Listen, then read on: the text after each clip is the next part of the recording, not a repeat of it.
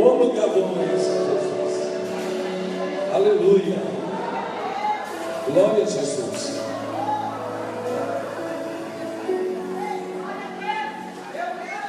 Eita, Jesus!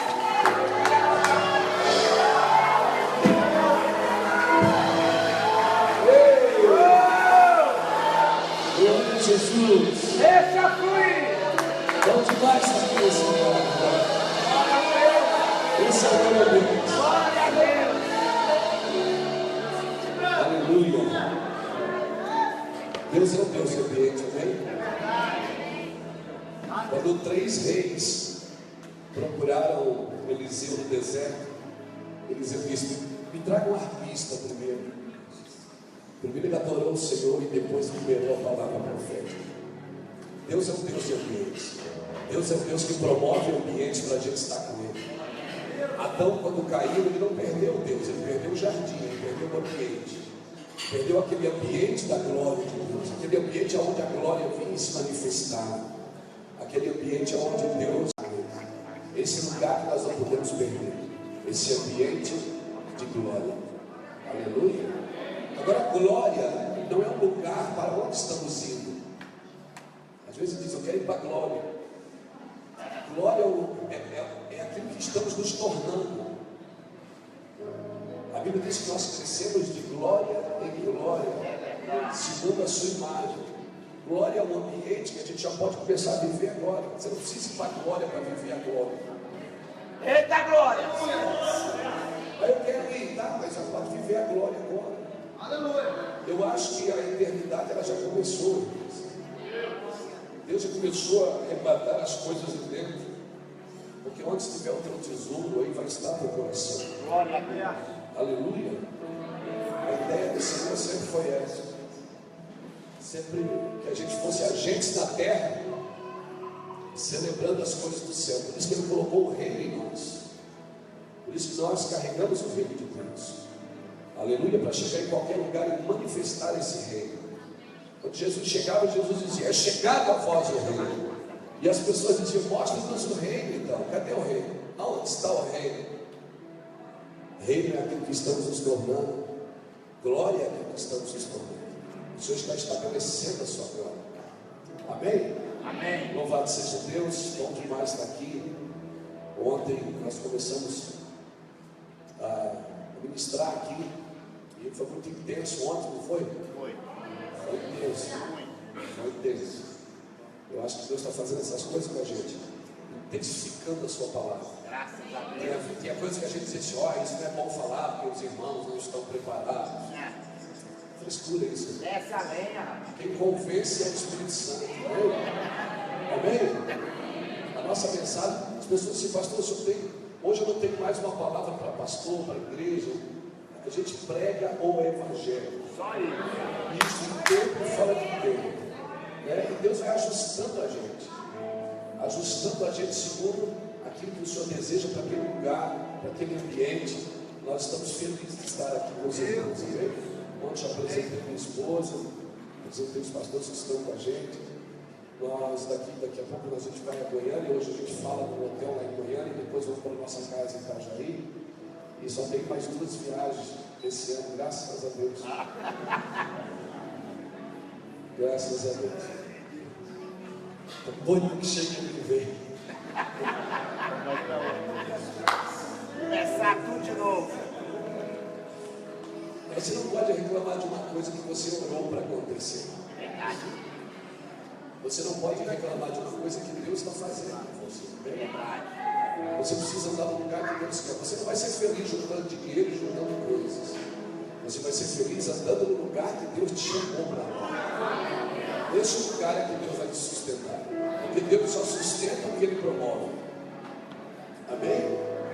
As pessoas perguntam: como é que você aguenta estar aqui num dia, estar lá no outro, e ainda vou para casa e sou pastor de uma igreja. E tenho 4 filhos e 4 netas.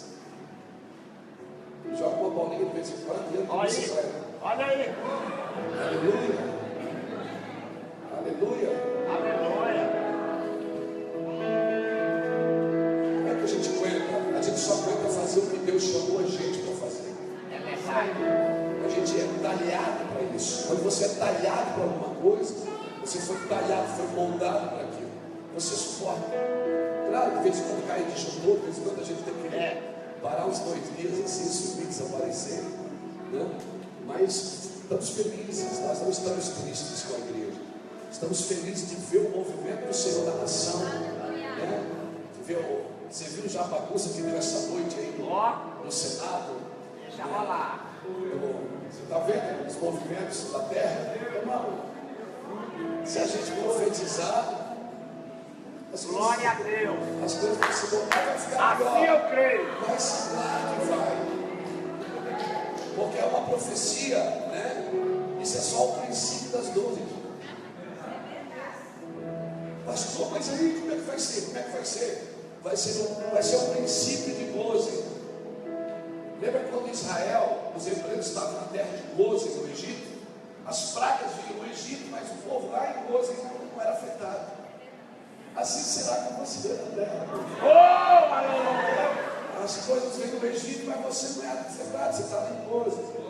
Amém? Você está me profetizando. Louvado seja Deus, esperando o tempo certo que Deus vai te tirar do Egito. Então nós estamos felizes. Eu olho para Mateus 24 e me alegro, porque as escrituras estão se cumprindo. Às vezes a gente está na igreja assim, a gente diz assim, vamos abrir Apocalipse. Tem gente que diz, vamos abrir Apocalipse. Tem gente que tem medo do livro do Apocalipse. Vou dar um conselho para você de amigo. Comece a ler a Bíblia de trás para frente. Não, estude Apocalipse. Não, mas eu quero. A gente fala muito da igreja primitiva. O nosso modelo de igreja é a igreja primitiva, mas os nossos dias de igreja é a igreja de Apocalipse. E a igreja que pensa que é rica, que pensa que não lhe falta nada, mas ela não sabe, diz a Bíblia, que ela é miserável, pobre, cega e nua. E nós estamos lidando com uma igreja noiada. Nós estamos lidando com uma igreja que perdeu a noção. Por quê? Porque pior do que não ter é não ter e pensar que tem.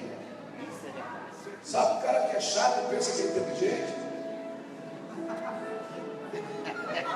Já viu feio e pensa que é bonito? Ai, ai, ai. Deixa mexer um pouquinho com essa alma aqui. Vai lá. Essa ripa. Porque quando eu não sei que eu não sei, eu tenho certeza que eu não sei, eu faço alguma coisa para saber. A pior ignorância do ser humano é não saber que não sabe. Então, a igreja de Apocalipse é o último estágio da igreja. O Senhor diz assim para ela: Laodiceia diz, tu pensas que não te falta nada, mas tu não sabes. Tu não sabes. Tu és miserável, pobre, cego e nu. Então, os nossos dias são de Apocalipse. A igreja primitiva não precisava de ouro puro, porque ela já tinha.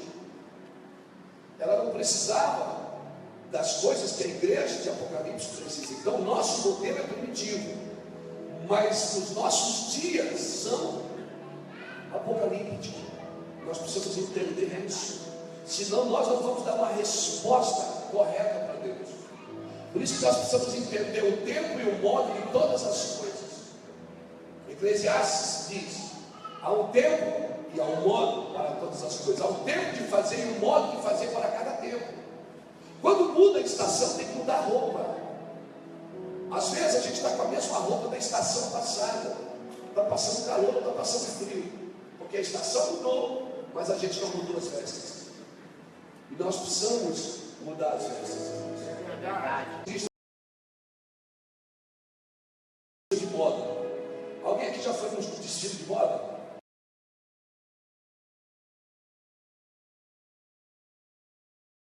É ridículo. Porque moda, alguém foi ali e ditou a tendência. O profeta faz isso na igreja. O profeta veio para trazer a realidade de Deus. Quando a gente diz, vamos fazer um culto profético, a gente pensa que culto profético é culto esquisito. Não, esquisitos somos nós. O culto profético é para trazer as realidades de Deus. Vamos chapar assim. Lá no meu avô a gente é doido. É doido. Também não é diferente, não. Não é. Mas o culto profético não é um culto esquisito, é um culto que traz as realidades de Deus para aqueles dias. Graças a Deus. Isso é um culto profético. Glória a Deus. Amém, irmãos? É alguém chegar e dizer assim: olha, assim diz o Senhor, Brasil. Oh, meu Deus. Isso é o tempo e o modo para todas as coisas. Quando a gente entende o tempo, a gente vai entender o modo. Amém? O meu avô ia para as esquinas da Folheto. Eu vou para a internet colocar vídeo, porque eu estou em outro tempo. Amém? A essência não mudou, mas a forma, o modo mudou.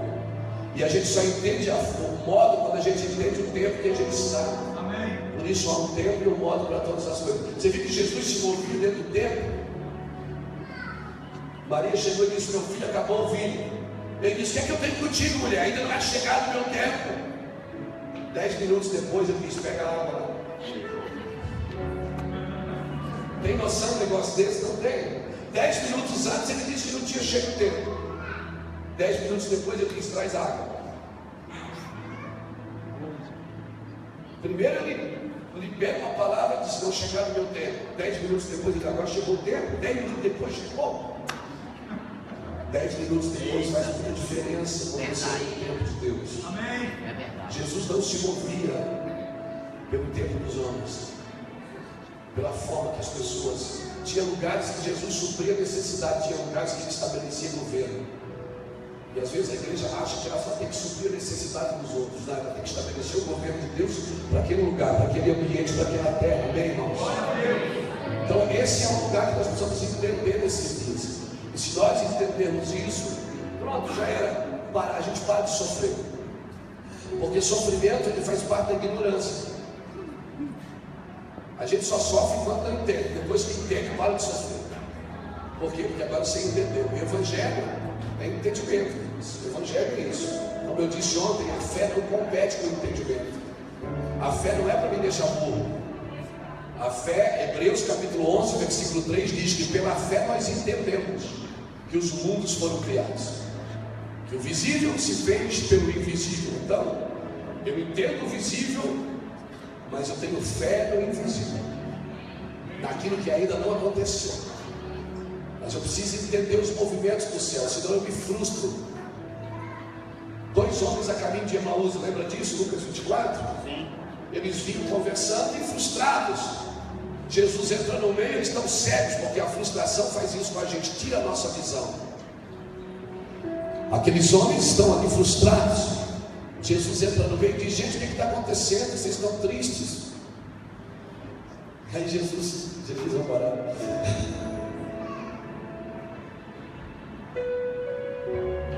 Eles dizem: é só porque não sabes o que aconteceu em Jerusalém? Tu és o único peregrino que não sabes? Onde é que você estava? Eita Deus! Se você não entender Jesus na cruz, você não vai entender o que ele veio fazer. Mas Jesus, não, o que houve, gente? A gente achava que era ele que ia remir Israel. Aí Jesus abre as escrituras e começa a discorrer as escrituras e diz assim para eles: nécios de coração, incrédulos, vocês não leram nas escrituras que os profetas disseram, que os reis disseram? Vocês não leram que era necessário que o Filho do Homem padecesse? Vocês por acaso não viram isso?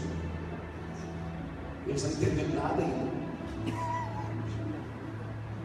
Jesus estava dizendo: porque vocês não entendem o tempo, vocês estão rejeitando o modo. Quando você não entende o tempo de Deus, você rejeita a forma que Deus trabalha. E aí, por isso que as cavernas estão cheias de profetas. Tem profeta se exaltando por estar na caverna. Eu sou profeta, mas estou na caverna. Profeta na caverna, ele está sinalizando que ele não concorda com o que Deus está fazendo. O lugar de profeta é no deserto, não é na caverna.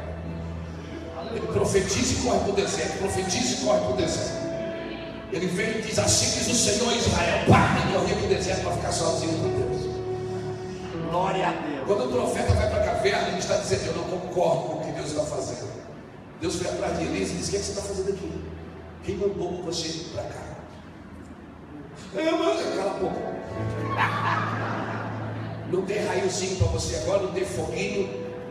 Escuta, não está sozinho, tem mais gente. Eu tenho gente lá em Brasília, eu tenho gente em Goiás, eu tenho gente nos Estados Unidos, eu tenho gente lá em Santa Catarina. Você pensa que você está sozinho? Cala a boca, volta pelo teu caminho. Volta pelo teu caminho. O profeta sai da caverna.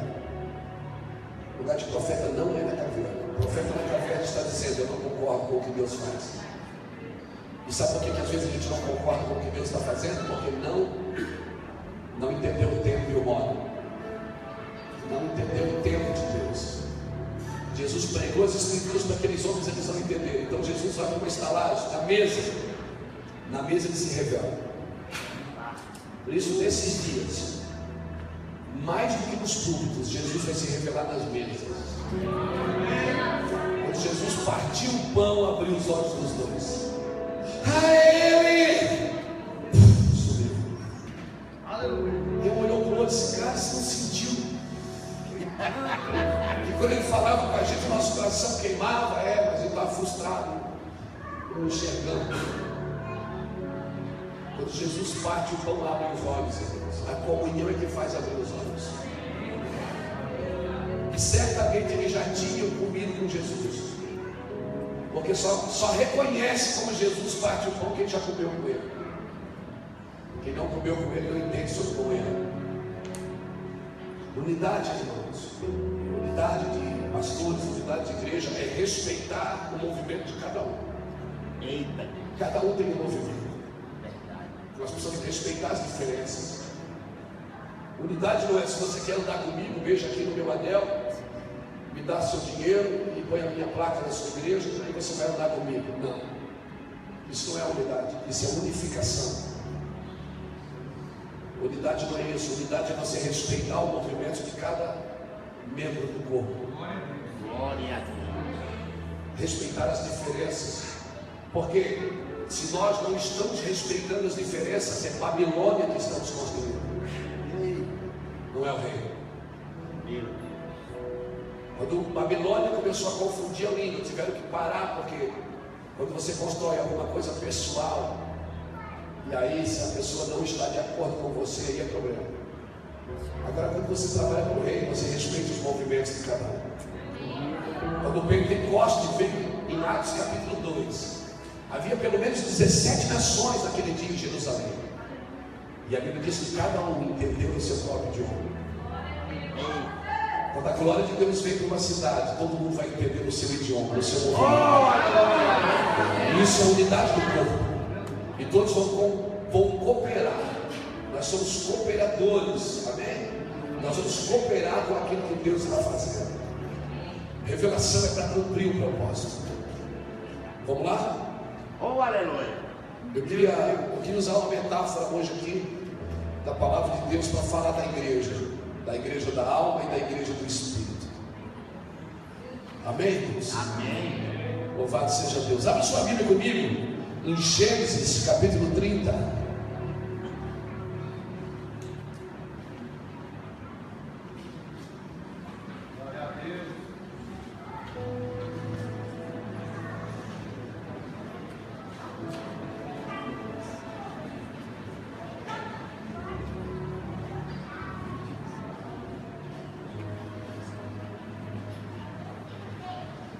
Santo Deus.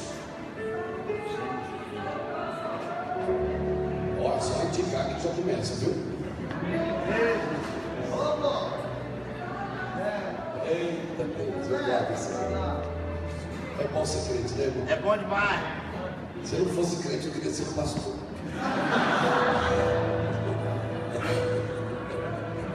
Não é pior do que o crente.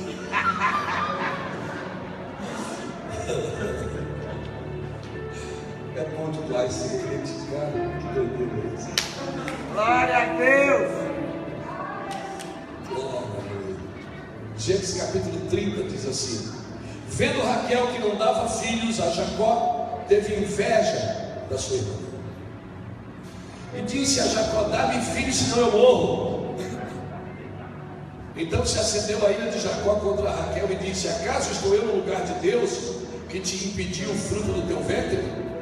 Respondeu ela: eis aqui a minha serva Bila, concebe-a por mulher, para que ela tenha filhos sobre os meus joelhos, e eu receba os filhos por ela.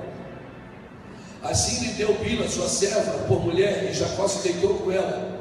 E Bila concebeu e deu a Jacó um filho. Então disse Raquel: julgou-me Deus, ouviu minha voz e me deu um filho, por isso a chamou Dan. Bila, serva de Raquel, concebeu outra vez e deu a Jacó o segundo filho. Então Raquel: com grandes lutas tenho lutado com minha irmã, com grandes lutas tenho lutado com minha irmã, meu Deus, e venci, e me chamou Naftali. Versículo 14: saiu Rúben nos dias da ceifa do trigo, e achou mandrágoras no campo, e as trouxe a Lia, sua mãe. Então disse Raquel a Lia: dá-me, peço-te, das mandrágoras de teu filho. Respondeu ela: é já pouco que hajas tomado meu marido, tomarás também as minhas mandrágoras do meu filho? Disse Raquel: por isso, pelas mandrágoras, Jacó se deitará contigo esta noite, pelas mandrágoras de teu filho. Quando Jacó veio à tarde do campo, saiu-lhe Lia ao encontro e disse: deita-te-ás comigo, porque certamente eu te aluguei com as mandrágoras do meu filho. E deitou-se com ela aquela noite. E ouviu Deus a Lia, e ela concebeu e deu à luz ao quinto filho. Então disse Lia: Deus me tem dado o meu galardão, porque dei a minha serva ao meu marido, e a chamou de Issacar. Aleluia. Glória a Deus. Amém. Amém. Louvado seja o nome do Senhor. Glória a Deus.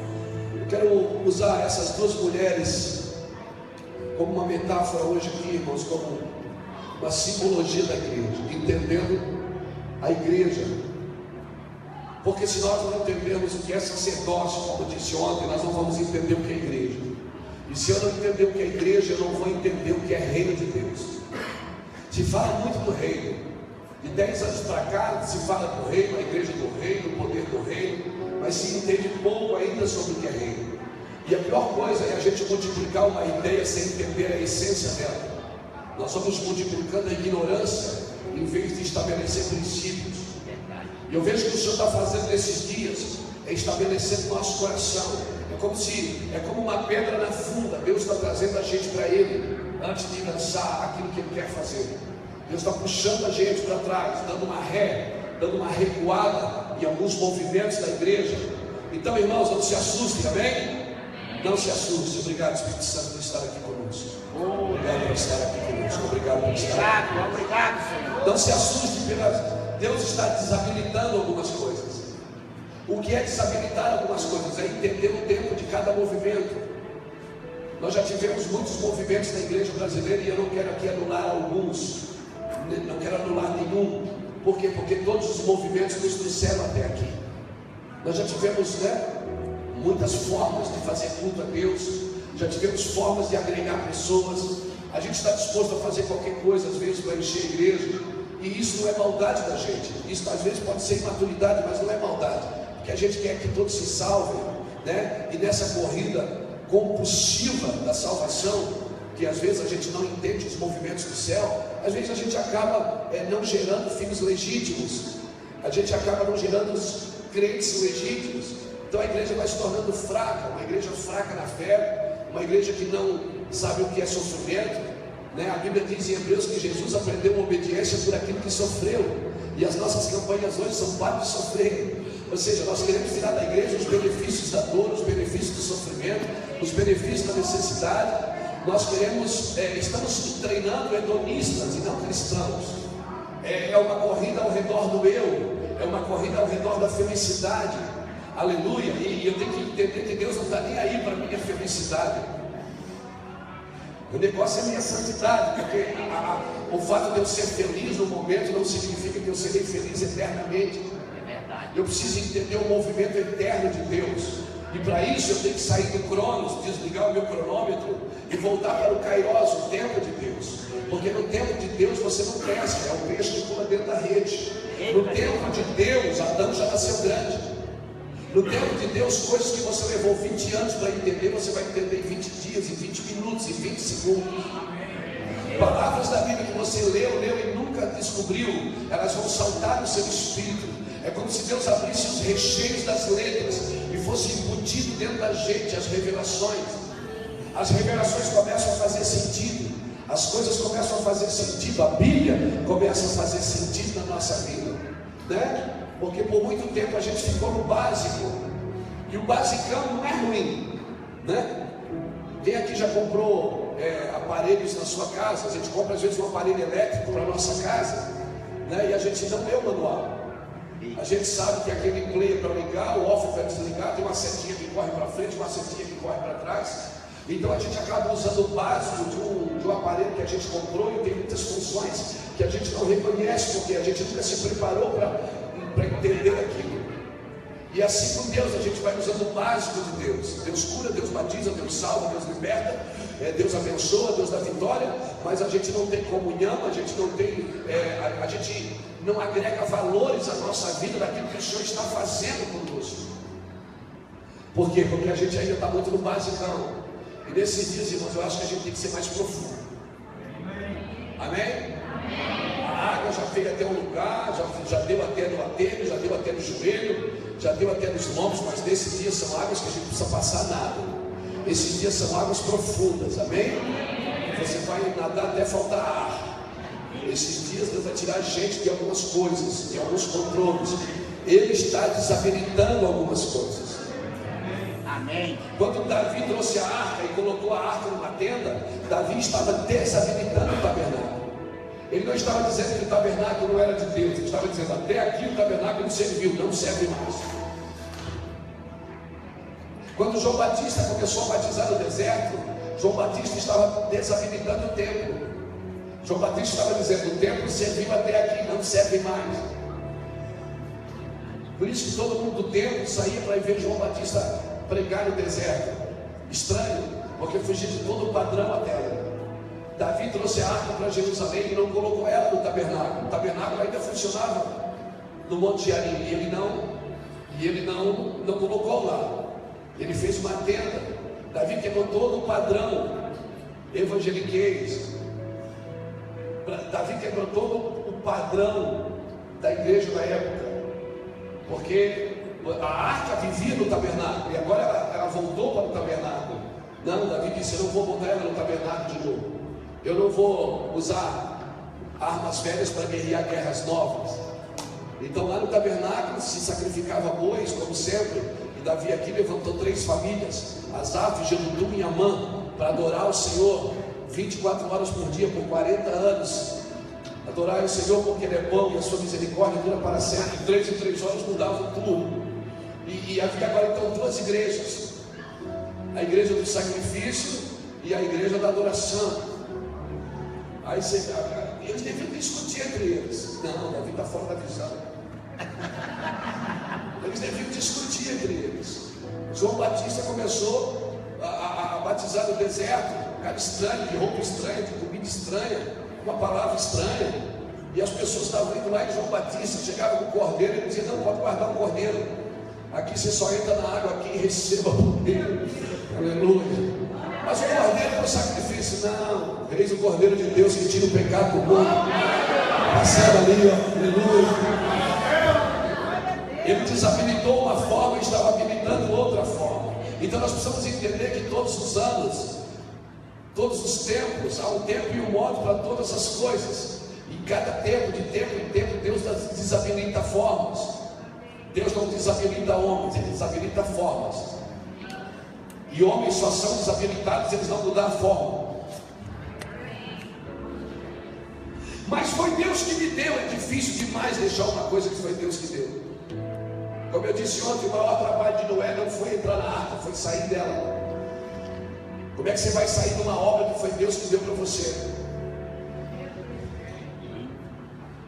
Como é que você vai parar algumas coisas que quando você começou foi Deus que mandou você começar? É que a gente é muito bom para começar, mas a gente não é muito bom para sair. E o que habilita você não é como você começa, é como você termina. Por isso que quando um jovem rico chamou Jesus, bom mestre, Jesus disse: por que me chamas de bom? Só um é bom, meu Pai que está no céu. Jesus não se deixou chamar de bom, por quê? Porque ele ainda não tinha terminado a sua obra. Deus já havia terminado a obra. Deus fazia uma coisa, Deus disse: haja luz, e hageu. Deus disse: haja luz, e houve luz. E Deus olhou e viu que a luz era boa. E viu Deus que era bom. Cada final de dia Deus dizia: Deus era bom. Deus criava uma coisa e Deus dizia: isso é bom. Quando é que Deus dizia que é bom? No começo do dia ou no final do dia? No final, porque Deus, para Deus, bom mesmo é o que termina bem, não é o que começa bem. Glória a Deus. Por isso que quando alguém diz para Jesus: bom mestre, ele diz: por que me chama de bom? Bom é só aquele que terminou a sua obra. Como é que ele já terminou? Deus já terminou já. Como? Porque ele faz o fim desde o começo. Isaías 46:10 diz que ele faz o fim desde o começo. Ele é o alfa, o ômega. Aleluia.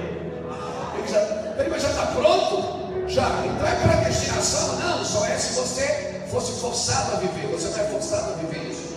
Você vive se quiser. O problema é que a gente insiste em ir na igreja para Deus abençoar a nossa vida. E Deus diz: por que você não larga a sua vida e anda na minha que já é abençoada para você? Está pronta? Diz Salmo 139, verso 16: no seu livro eu escrevi, no meu livro eu escrevi sobre você, sem que nenhum dos teus dias existisse. Eu fiz uma biografia para você, você nem tinha nascido ainda. Então abandona a tua história e vem viver a minha.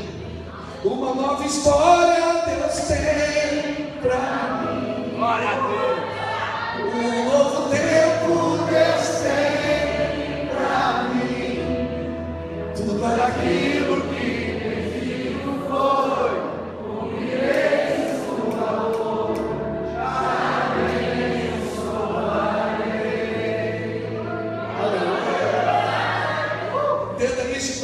Você não entendemos isso, nós vamos ficar na igreja frustrados como aqueles dois homens a caminho de Emaús, sem entender os movimentos do Senhor. Não entendemos que todas as coisas contribuem para o bem daqueles que amam a Deus e andam segundo o seu propósito, não segundo a sua vida. Deus não te deu uma procuração em branco para você fazer o que quer, e Deus vai assinando embaixo: aprova, aprova, aprova, aprova. Não, você tem que largar a sua vida e viver aquilo que Ele preparou para você. Aleluia, louvado seja Deus. Aleluia. Então quando alguém diz: pastor, abençoa minha vida, diz: filho, eu não posso abençoar uma vida que Deus quer que você perca.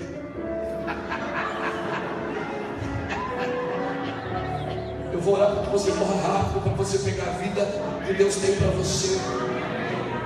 Porque na vida que Deus tem para você, você não vai andar frustrado. Você vai entender os movimentos do céu. Aleluia.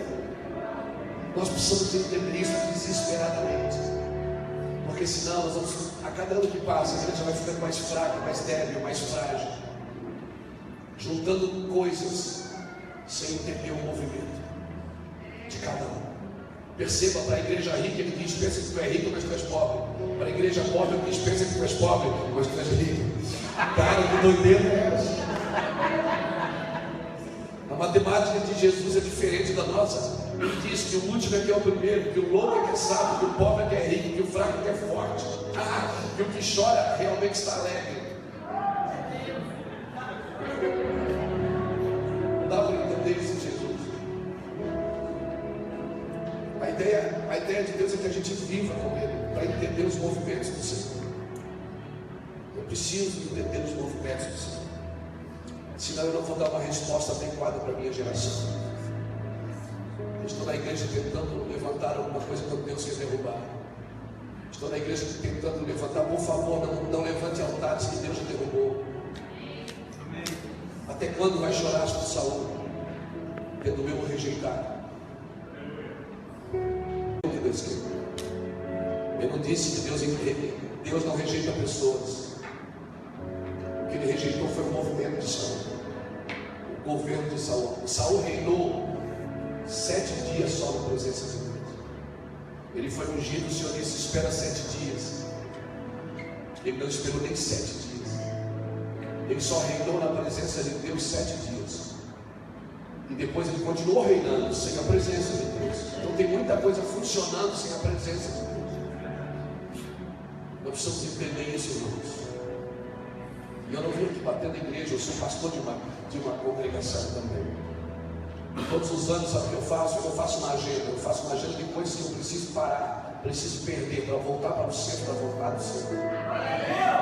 Eu faço uma agenda de coisas que eu vou fazer. Qual é o seu plano para o ano que vem? Nós devemos parar tudo e dizer: Deus, qual é o seu plano para o ano que vem? Faça o seu, enquanto você fizer o seu projeto de vida, deixa Deus fazer o projeto para você. Para tudo, para os dias, solta o microfone, solta o que você está fazendo. Para os dias e vai ouvir os céus.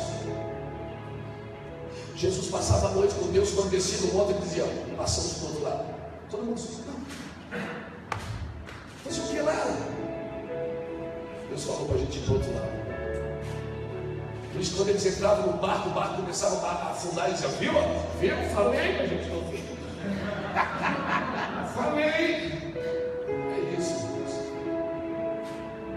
Não se movimenta ouvindo pessoas. Nós precisamos nos voltar a ouvir a Deus. Glória a Deus. Nós precisamos voltar a ouvir o coletivo. O que Deus está dizendo para esses dias. Mas é de Deus. Abra comigo Números. Eu já vou falar de Raquel.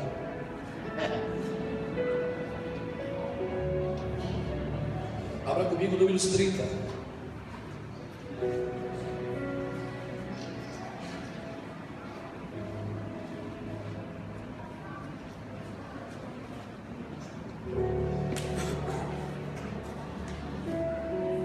Números 30 diz assim. Perdão, irmãos, é Números 13. Perto, né? Eu sabia que tinha 13. Números 13 diz assim: disse o Senhor a Moisés. Quem disse a Moisés? Senhor. Quem disse a Moisés? Senhor. Quando você lê Números 30, você tem certeza que Deus falou com Moisés. Foi ou não foi?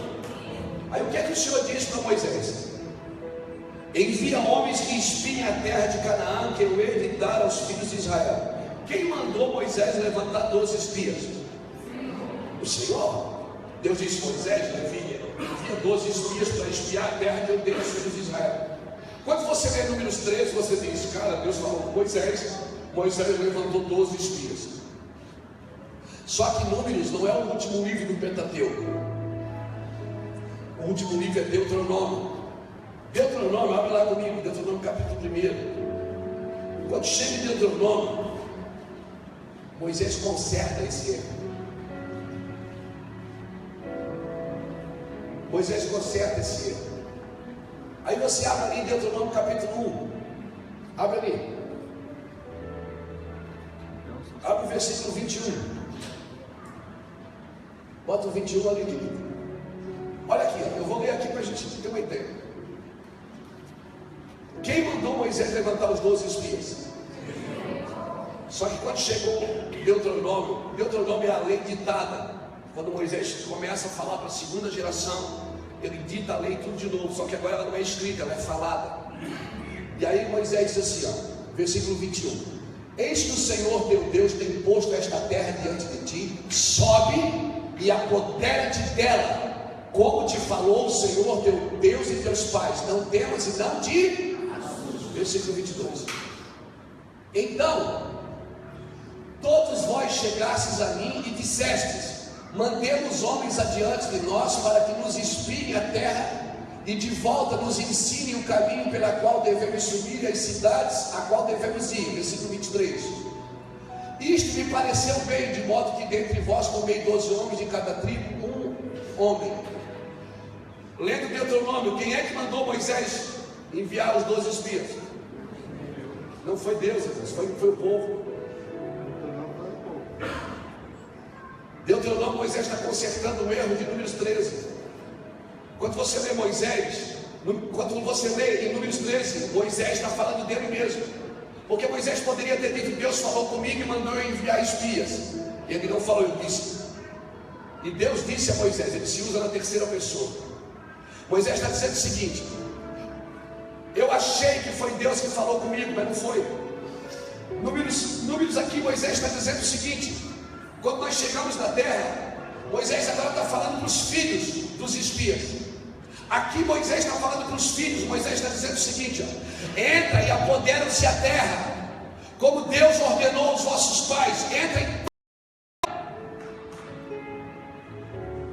Deus nunca mandou enviar espias. Terra que eu vos dei.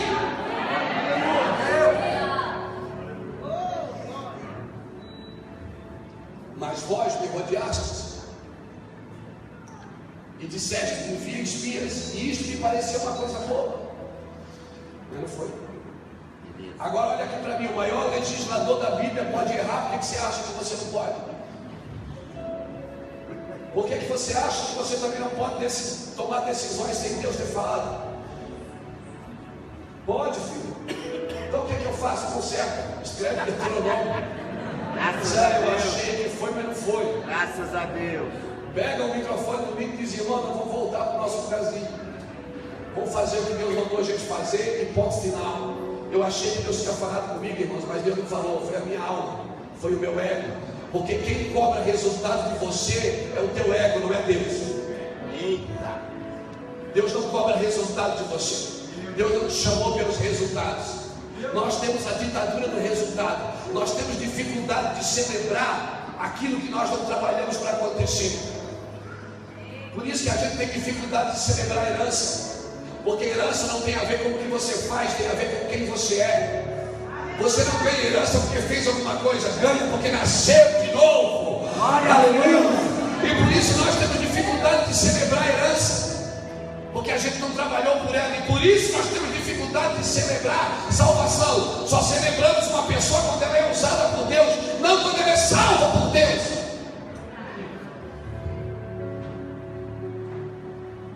Pegou isso?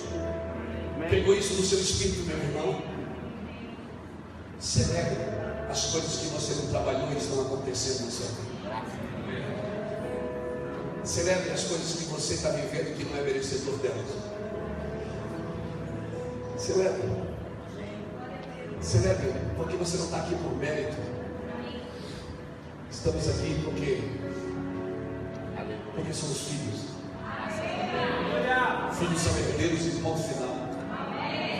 Agora, enquanto nós tivermos uma cabeça evangeliquez, nós vamos querer sempre trabalhar para receber algo. Sempre querer fazer alguma coisa. Ó, pega esse envelope e bota R$1000 que Deus vai te dar 2.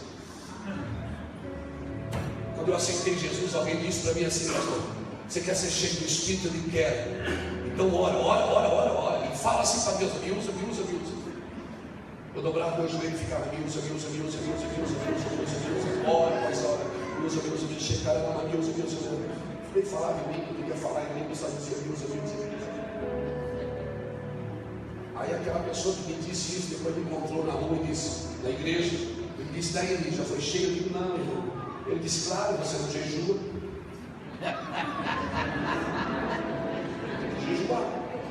Eu jejuava, irmão.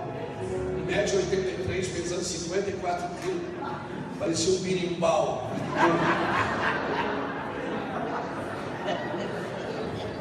Jejuava, e jejua até hoje, mas jejuava sem entendimento. E aí ele me encontrava 2 semanas depois da igreja: e aí, irmão Luiz? Eu digo: não. Aí ele trazia mais uma cartilha e dizia: claro, você não vai no monte, você tem que ir no monte. Eu ia para o monte, eu perder longado, carregando para o inferno, uma coisa terrível. E eu vou para o monte, gosto do monte, mas ia sem entendimento. Eu ia para receber algo. Eu fui para o monte, e aquele irmão me encontrava na igreja, eu até me esquivava dele. Eita, vai ver mais. Eu crente, xarope. Fica botando coisa em cima da gente, carro para a gente carregar, que nem ele carrega. E aí ele me encontrava: ei, irmão Luiz, como é que tá? Eu digo: Luiz, tem alguma coisa errada com você. Não. Pecado oculto.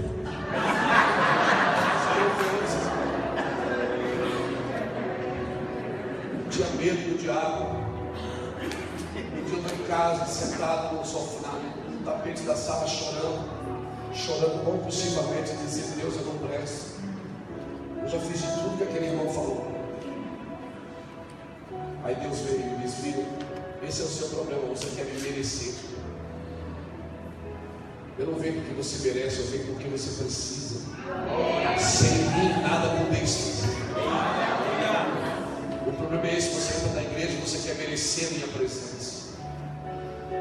A minha presença é que vai convencer você de todas as coisas que você tem que deixar de fazer e as coisas que você tem que fazer.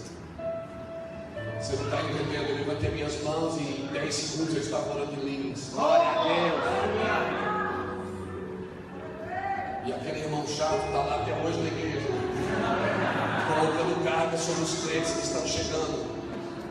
Irmão, por favor, para tudo. Não faça nada porque você quer ganhar alguma coisa. Hoje eu jejuo, oro.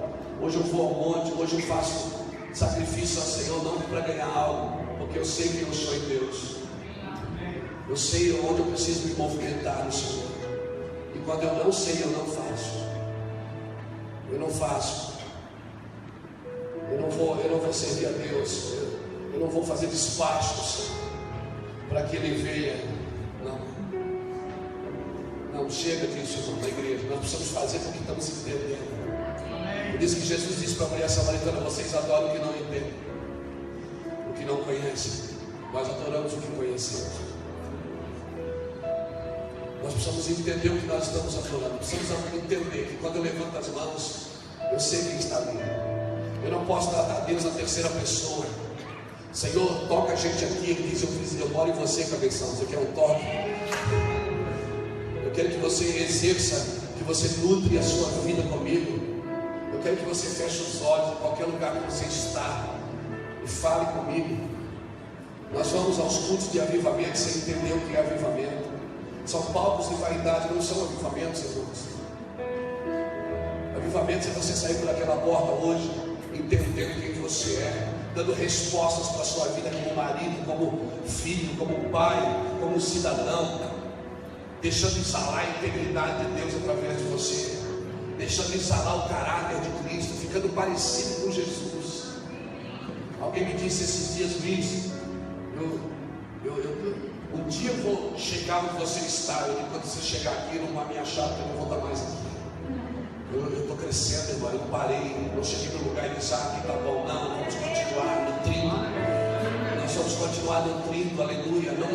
Não faça avivamento ao redor de pessoas, ao redor de denominações. Nós precisamos gerar filhos legítimos para o Senhor. Me deixa falar de Raquel, aleluia.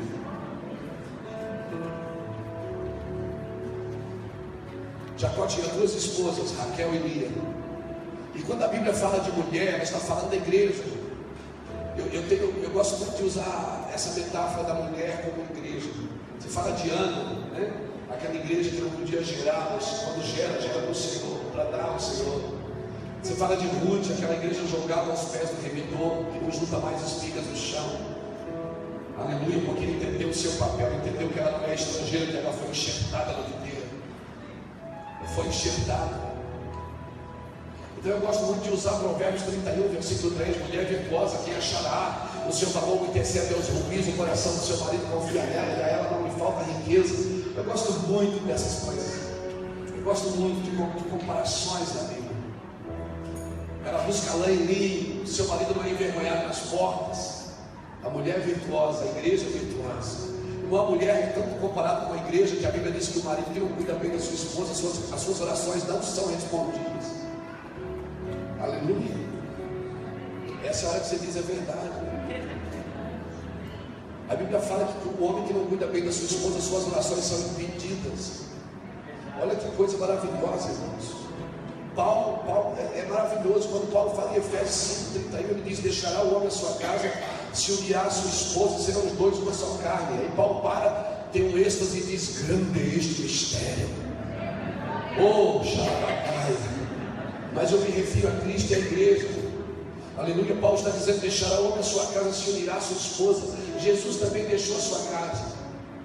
Deixará o homem pai e mãe. Jesus também deixou a sua casa para se unir a sua esposa. Ele deixou o pai e deixou a mãe. Ele deixou a cultura judaica. Ele deixou a sua mãe. Ele deixou o seu pai também. E se uniu a sua esposa. E os dois se tornaram uma só carne. Ele é o cabeça da igreja. Quando a Bíblia diz que o marido é o cabeça da mulher, está comparando você a Jesus, cara. Pensa nisso. aleluia, que nutre o corpo, que nutre o lar, que nutre a vida, aleluia, aleluia, aleluia.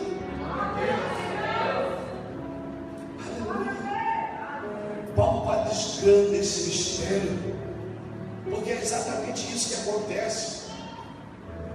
É como um coito de um homem e de uma mulher, é como um ato sexual, onde o marido entra no seu quarto, se deita com a sua esposa e põe vida nela, porque isso é vida, é a mulher que gera, mas quem põe vida ali é o Senhor. Quando a Iraci estava grávida de Samuel, eu fui filmar o parto dela, Deus falou para mim, eu fui filmar o parto, ela fez uma cesariana, e a coisa mais extraordinária que você pode ver na vida é quando você não desmaia.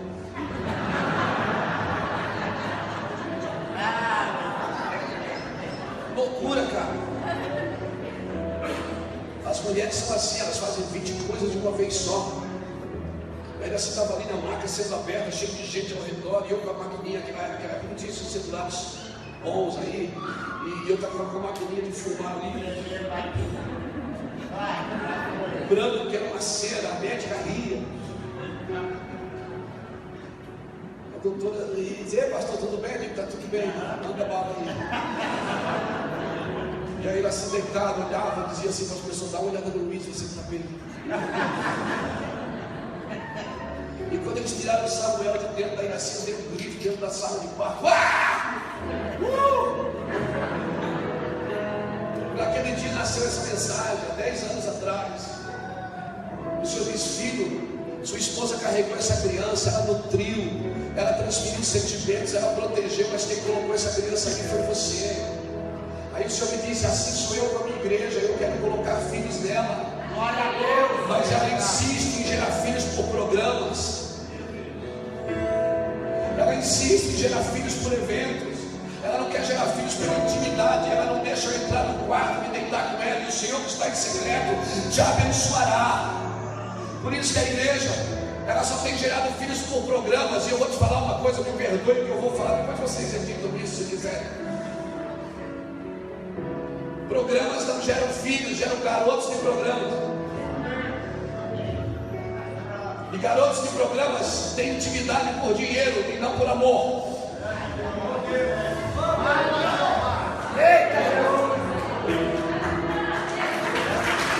Entenda que o Senhor está sinalizando aqui nesta manhã. Nós não podemos ter intimidade e usar os altares pelo recurso. Os meus dons não são para me enriquecer, são para enriquecer a noiva. Eu não posso usar os dons para mim, dons não tem a ver com você.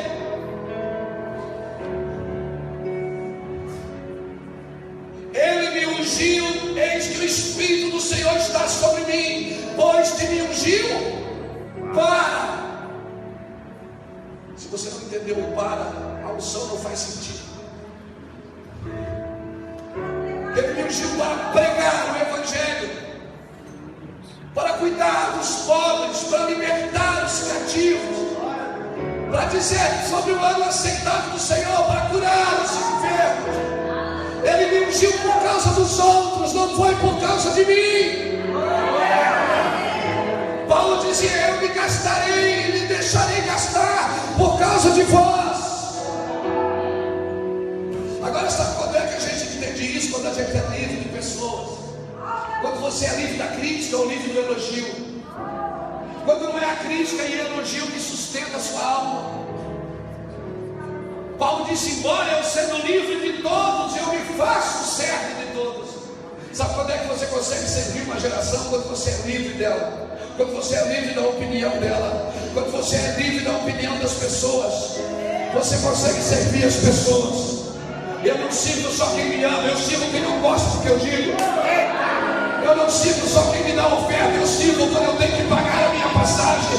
Quando eu tenho que ir lá e pôr dinheiro no meu bolso, eu também sirvo. Aleluia, porque eu estou livre de vós. Quando nós estamos livres, nós conseguimos servir. Toda a guarda pretoriana que cuidou de Paulo se converteu, porque era livre deles. Todo mundo que ficou perto de Paulo se converteu. O carcereiro se converteu. Paulo tinha que arrancar a cabeça para morrer mesmo. Ele é que nem Highlander, só pode arrancar a cabeça. Porque tem crente assim, irmão. Tudo que você põe perto dele dá certo. O cara está preso, está lá amarrado, dizendo: ai, os filhos, uhul. Tudo que está tudo perto de Paulo. Até o rei Agripa quase foi. O rei Agripa disse: Paulo, você está tentando me persuadir? Ah, rei, não só tu, mas toda a tua corte. Você está tentando me persuadir, Paulo?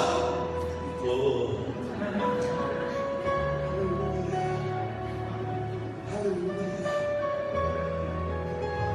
O diabo não vai desistir.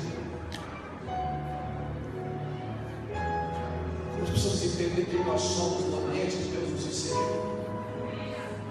Se nós entendemos isso, nós vamos entender o que é filho de intimidade. Então a igreja ela vai ter que parar alguns programas para voltar para a intimidade. As reuniões de oração vão ter que ser frequentes.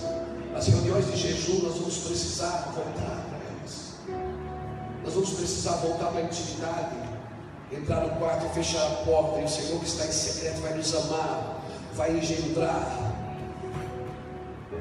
O que eu vou falar pode ser pesado, vai ejacular vida em nós. O Senhor vai colocar vida no nosso útero espiritual, chamado igreja. Aleluia. E os filhos que nascerem vão nascerem parecidos com Ele, e não parecido com a religião, não parecido com o humanismo, não parecido com a filosofia, mas parecido com Ele. Filhos que têm o caráter do Pai. Por isso Jesus disse: tem que ver a mim, ver o Pai. Sabe por quê? Porque eu fui gerado em glória. Eu nasci da glória.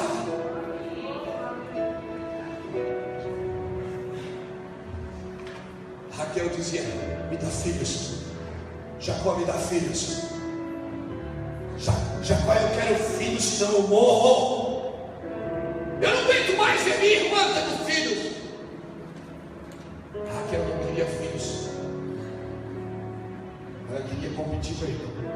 Fala de uma igreja que só quer filhos para competir com a outra. Fala de uma igreja que não está disposta a fazer qualquer coisa até adulterar os princípios. Pega aqui, atenta comigo. Ela já era filha, não se sabe, ela é filha. Não importa a forma que as pessoas estão chegando na igreja, a gente não está nem aí. O que importa é que o evangelho seja pregado. A gente perdeu alguns princípios, irmãos. E vamos bater no peito, vamos reconhecer. Vamos jogar cinza sobre a cabeça e vamos reconhecer que nós perdemos alguns princípios. O pecado hoje está na igreja, irmãos. O adultério está dentro da igreja. As coisas estão acontecendo dentro da igreja, irmãos. Por muito tempo nós nos reunimos no domingo e dizia assim: coitado de quem está lá fora, está perdido, perdido, estamos nós aqui dentro. Nós precisamos voltar, Senhor. Nós precisamos voltar, talvez, eu não sei, nós vamos ter que fazer algumas coisas. Nós vamos ter que voltar a expulsar alguns demônios de alguns crentes. Nós vamos precisar ser curados como ministros do Senhor. Nós estamos numa corrida compulsiva de trazer a arca, e como Davi, nós estamos colocando ela em carros de boi, estamos desfilando com a glória. A glória está sendo exibida nos ares, está morrendo no caminho. A gente diz: morreu porque não tem fé. Não, quando alguém morre no caminho da glória, tem alguma coisa errada. Davi voltou para Jerusalém e disse: tem alguma coisa errada. Como eu vou trazer a minha arca do Senhor? Não existe o tempo de trazer. Davi estava fazendo a coisa no tempo certo, mas no modo errado. Então alguém gritou lá para ele: olha, Davi, só quem pode trazer a arca são os levitas. Tem alguém legítimo que carrega isso. Deixa eu falar algo para vocês. Deus está levantando um povo legítimo.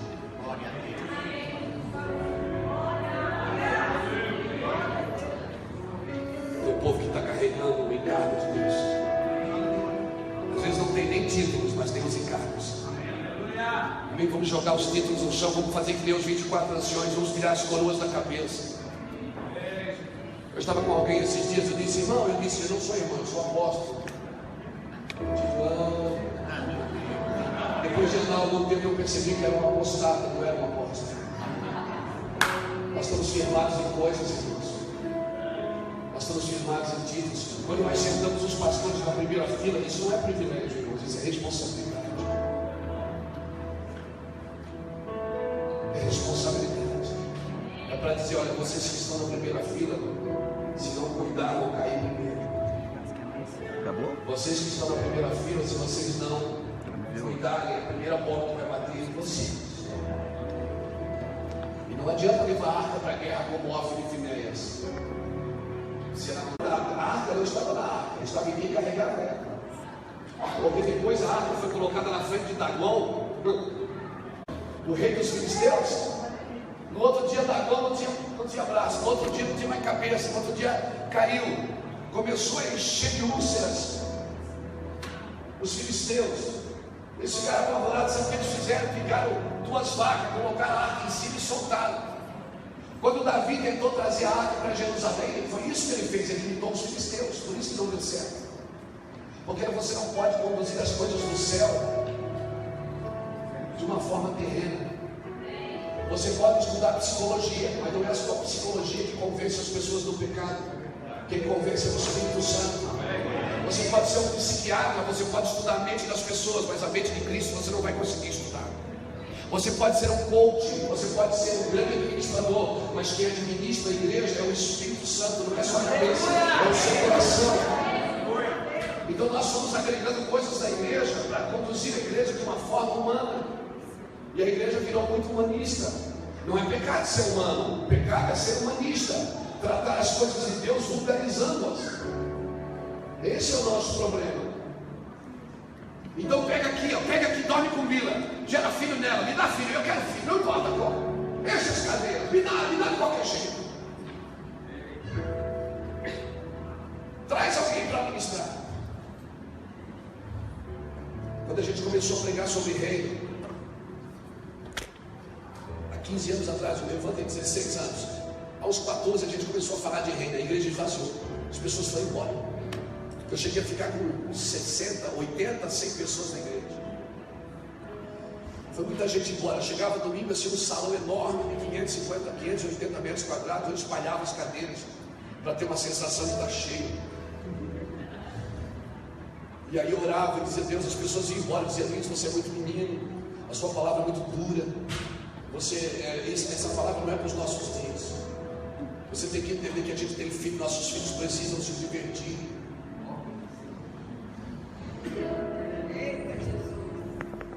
Confundem rebeldia. E nós continuamos ali. Eis o Cordeiro de Deus que tira o pecado do mundo. Nós continuamos ali, Reino de Deus, praticar a justiça. Ande. Celebre o casamento, não o sentimento. Seja leal à aliança, não ao sentimento. Sentimento eles mudam, a aliança não pode quebrar. Seja leal, fica firme.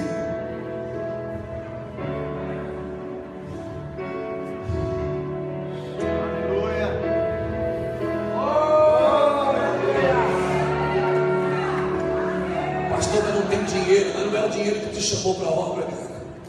Se é o dinheiro que te move, ele te para. Só tem poder para te parar aquilo que te move. Quantas vezes eu já preguei com o estômago?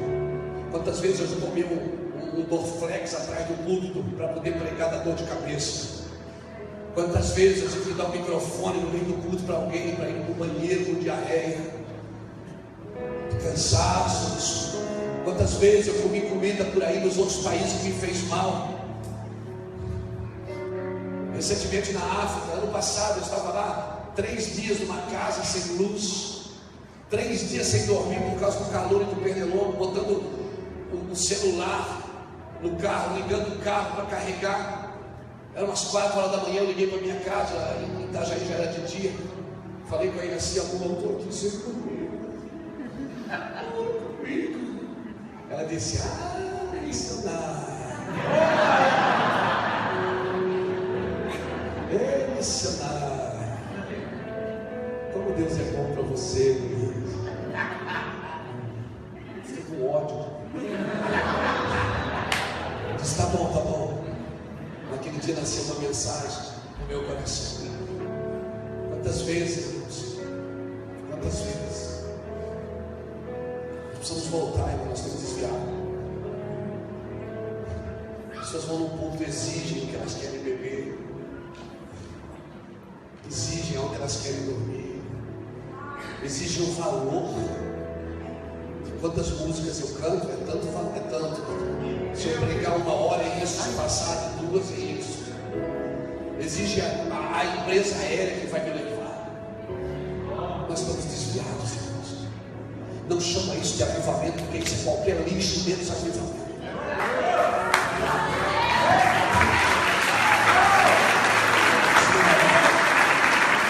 Isso é uma igreja que perdeu o sentido do céu. Perdeu o sentido.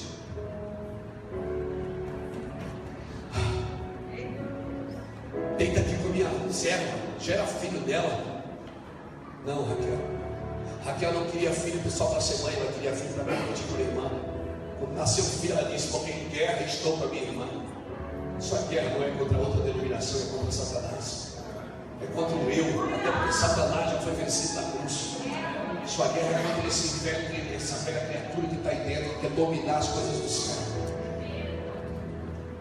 Raquel queria filho para competir, e por isso ela morreu gerando. Porque uma igreja que quer filha para competir com a outra, ela morre enquanto gera. Por isso que ela não cresce, ela não se desenvolve, porque a gente acha que igreja grande é uma igreja cheia de gente sentadas. Avivamento não é você juntar 10.000 pessoas, é você preparar 10.000 missionários, é você preparar 10.000 líderes, é você enviar 10.000 pessoas às nações, às cidades. Isso é avivamento. Avivamento é quando a igreja fica cheia, você dizer: vão embora, vão para as nações, vão para as ruas, saia daqui.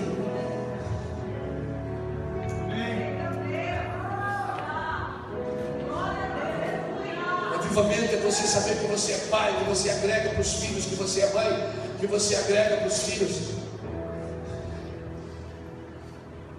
Avivamento é você entender que quando você está gerando, não importa para onde vai o peixe que você está gerando, não importa para que barco vai. Irmãos, eu estou há 16 anos no ministério, eu nunca sofri uma divisão. E quando alguém diz assim: pastor, eu vou sair porque Deus fez um chamado, eu digo: fazer o quê, irmão? Deixa eu te ajudar, o que você vai fazer? Mas é diferente do meu. Não tem problema, é Deus que te chamou ou é a sua vaidade? Porque se é a sua vaidade, eu estou fora. Mas se foi Deus que te chamou, eu quero estar junto. Não, é que Deus falou comigo, então é de Deus. Foi Deus mesmo que me falou: vamos orar um tempo? Vamos. Tem gente que vai lá e diz: pastor, eu vou sair da igreja. Eu digo: por quê? Porque eu não concordo. Eu digo: irmão, leva ele, eu também não concordo. Leva ele, leva eu junto, leva. Pastor, você é o pastor presidente. Pois é, eu tenho opção, você ainda tem, né? Não, eu também tenho um monte de coisa aqui que eu não concordo. Por exemplo, eu não concordo agora com a sua saída, para você não deixar aqui. Me leva junto, onde é que você vai? Leva eu. Estou doido para deixar isso aqui também, não concordo com esse povo aqui. Tem um monte de coisa que acontece aqui que eu não aprovo. Mas o senhor é o presidente. Pois é, eu não queria que fosse assim. Mas eu me submeto ao todo, porque cada um aqui está no processo de restauração. Eu estou submetido à carência de cada um, à necessidade de cada um. Eu não trabalho por ela, mas eu estou submetido ao todo. Eu também não gosto de atender crente o dia inteiro, mas às vezes eu tenho que atender. Eu também não gosto de pregar todo domingo, eu gosto de ficar aí. Eu queria ver Fantástico. Eu fiquei em casa vendo o jogo, mas não dá, tem culto. Oi, sábado da vigília, né? Pois é, eu não queria estar na vigília no sábado. Às vezes eu estou lá, estou com raiva, mas estou. Porque eu tenho que me submeter ao todo, né, irmão? Eu não sei, pastor, mas eu vou ter que sair porque eu não concordo, tá bom. Então leva eu. Ou você fica, me ajuda, ou você me leva junto. Aí começa a rir. Isso não tem jeito, né? Eu digo: claro que não. Agora você vê o que Jesus faz com nós. Jesus prega e põe a gente uma coisa que ele não concorda com ela. Estamos sofrendo aqui, eu e você. Essa é uma luta desgramada dessa aqui. Eu não vou deixar isso tudo, entendeu? Isso me levanta, só me atrapalha, meu filho. Oh, coisa terrível, meu irmão. Pastor, eu digo, Ele começa a chorar. Ele diz, não, pastor, vamos ficar aqui, vamos comer.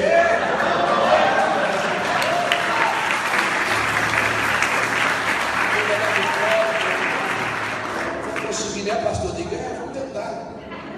Daqui a um ano a gente conversa, se não der, vai sair para abrir um outro ministério. Isso é o cume da rebeldia, você morar sozinho e fugir de casa. Não vai dar certo, não adianta você sair para outro lugar. Tem gente que sai de um lugar, vai para outro, daqui a 5 anos está fazendo pior do que o lugar que saiu. Por que a gente... Oh, meu Deus, vai ver.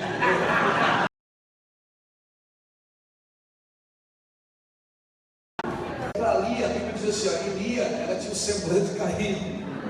Deus, quando chama Lia de feia, disse que ela era fraquinha de aparência, que ela tinha um semblante caído. Aí, até Deus dá ideia para a gente chamar alguém de feio. Deus diz assim, ó, ela tinha um problema, ela tinha um semblante caído.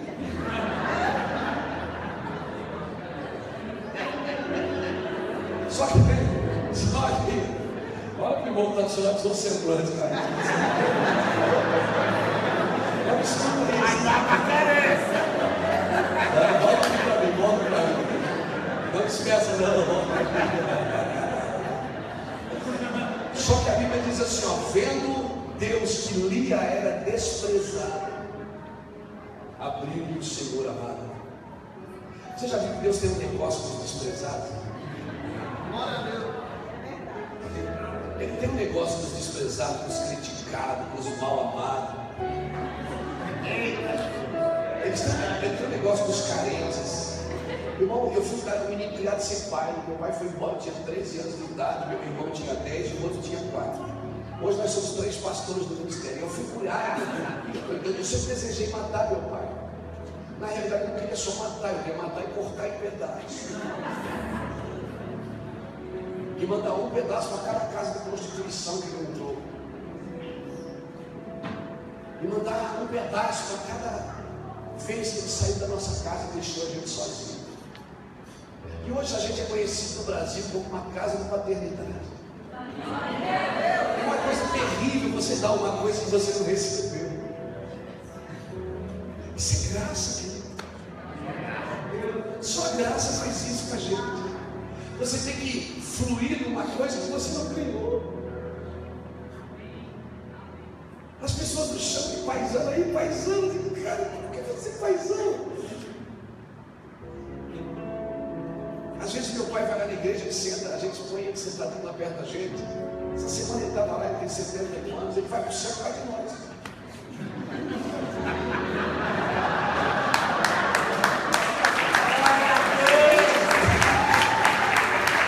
Porque há uma profecia que diz que se o pai não converte o coração dos filhos, os filhos vão converter o coração dos pais. As nossas atitudes hoje de marido, de família. Às vezes quando eu passo tempos viajando, aí assim, esses dias nós ficamos uma semana viajando, quando eu cheguei em casa ela fez um jantar, convidou meus irmãos, minhas cunhadas, meus sobrinhos. A gente faz um jantar em família, para liberar uma palavra sobre nós. E dizer, nós tomamos o centro da nossa família. E nós não vamos herdar imoralidade. Nós não vamos herdar carência. E nós não vamos herdar rejeição. Porque nós somos eleitos por Deus para exercer paternidade. Nós não sabemos governar, mas Deus nos chamou para governar. Nós não sabemos cuidar de filhos, mas Deus nos chamou para cuidar de filhos. E nós não vamos trabalhar a nossa alma, porque embora a nossa alma foi ferida, nós hoje não vivemos mais na alma, vivemos no Espírito. E toda vez que a alma grita, a gente diz, aquieta-te alma dentro de mim, porque ainda adorarás o Senhor. Então, quantas coisas que você recebeu na vida, hoje você não tem condição de andar nesse lugar que você está andando. Você só está andando pela graça. E a graça é uma escada rolante, não é você que sobe ela, é ela que sobe você. Você entra nela e ela te leva aonde precisa ser levado. Por isso, não faça nada do seu jeito para ganhar as coisas de Deus. Não faça. Amém? Quando Deus olhou para ali era fraquinha de aparência, ali era feinha. Diga para o irmão que está do seu lado: você é feio, mas Deus vai te usar. Você é fraquinho.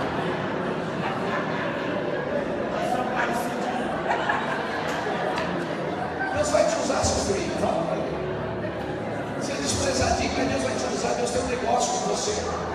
Mas você não pode fluir na alma, porque na alma você vai querer descarregar a sua dor nos outros. E você pegou o benefício da dor e criou músculos espirituais para suportar. E por isso você anda num nível de fé. Porque a fé não é para conquistar. Tudo que Jesus conquistou na cruz é direito nosso, é nossa herança. Todas as bênçãos de Deus para nós tomamos posse, é nossa herança. Toda a vida, todo o poder, tudo que Deus tem para dar, abrimos nossas vidas para receber, e nada mais nos resistirá. Maior é o que está em nós do que o que está no mundo. Bem maior é o que está em nós do que o que está no mundo. A fé da Bíblia não é uma fé para conquistar. A fé, querido, ela não é corporativa, ela é relacional. Se você não for contemplativo, você nunca vai ser corporativo. Se você não aprender a ver as coisas que não se vê, as coisas que não se vê, vê as coisas que não se vê.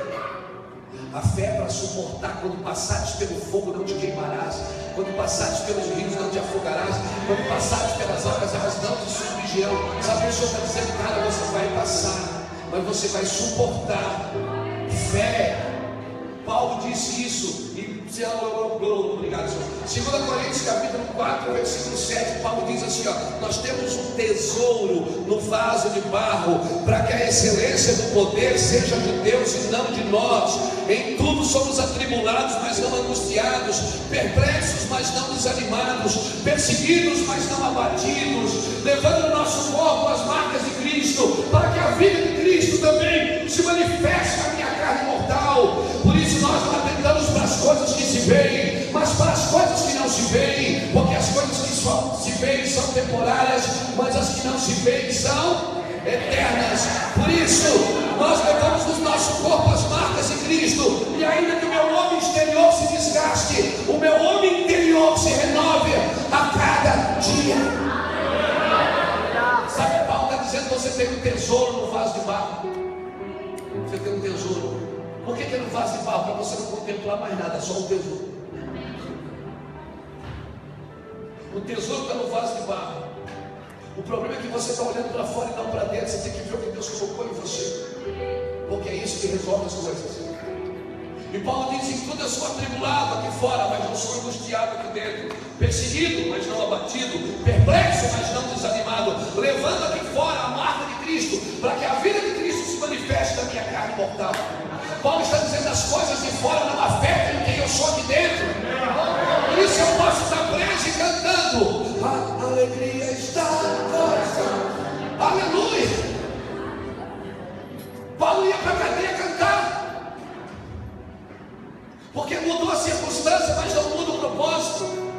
Naquele dia, em Atos 16, quando ele estava indo para o lugar de oração, a Bíblia diz que aquela mulher, movida pelo espírito de Lilith, ela foi atrás dela elogiando por muitos dias. Uma hora ele disse: cala a boca, Satanás. Você consegue criticar, você consegue amarrar quem te elogia, Não, a gente amarra quem nos critica.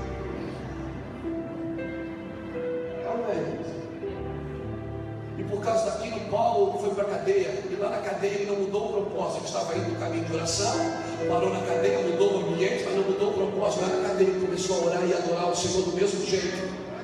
Esse é o problema, que as coisas de fora vão mudando os nossos valores aqui dentro. E nós não podemos mudar os valores porque mudou as circunstâncias. Irmãos, eu prego para 1.000, 2.000, 10.000, 20.000 no estado, e prego para um apartamento lá na Suécia para 10 pessoas. Com a mesma intensidade de sempre. Por quê? Porque as coisas de fora não me afetam. Eu estou livre de elogios, estou livre de críticas, estou livre de oferta, estou livre de vendas de livros, estou livre de qualquer coisa. Deus vai me dar aquilo que Ele acha que eu tenho que ter, e ponto final. Estou livre. Por favor, não gere filhos de qualquer jeito. Gera filho de intimidade. Lia era fraquinha de aparência, mas já gerou os filhos mais ilustres. Ela gerou Levi, o primogênito, ou melhor, Levi da tribo de Levi. Ela gerou Rubem, o primogênito. Ela gerou Judá, a descendência de Davi, a descendência de Yeshua.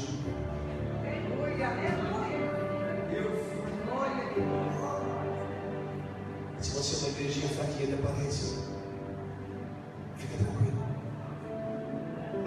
Nesses dias, o Senhor vai abrir a sua madre e você vai gerar os filhos ilustres. Se você é uma igreja que quase não tem relevância, quase não tem aparência nem compostura, fica tranquilo. Vai para o cantinho e gera com ele. Oh, me amando, minha senhora. Não se preocupe em ser uma igreja relevante se você não está gerando filhos legítimos. Não gere filhos por exibições, gere filhos por relações, relacionamentos sentidos. Agora deixa eu contar uma coisa para você extraordinária, para a gente terminar. Rubem, o filho mais velho de Lia, estava trazendo mandrágoras. Mandrágoras era uma rosa que dava no deserto. Era uma rosa que eles usavam para adorar o Deus da fertilidade. Além de enfeitar o ambiente, era uma rosa que muitas pessoas usavam para adorar o Deus da fertilidade. E Raquel era idólatra. Você lembra que quando ela saiu da casa do seu pai, ela trouxe os ídolos juntos? Ela não ficou na palavra do seu marido, ela veio trazendo os ídolos do seu pai. Por favor, deixe os ídolos do seu pai para lá. Quando ela viu que Rubem estava vindo com as flores, ela disse: ai meu Deus, e aquelas rosas? Dá para mim! Dá para mim essas rosas! Lia disse: você é louca? Você já me roubou o marido e ainda quer roubar minhas flores?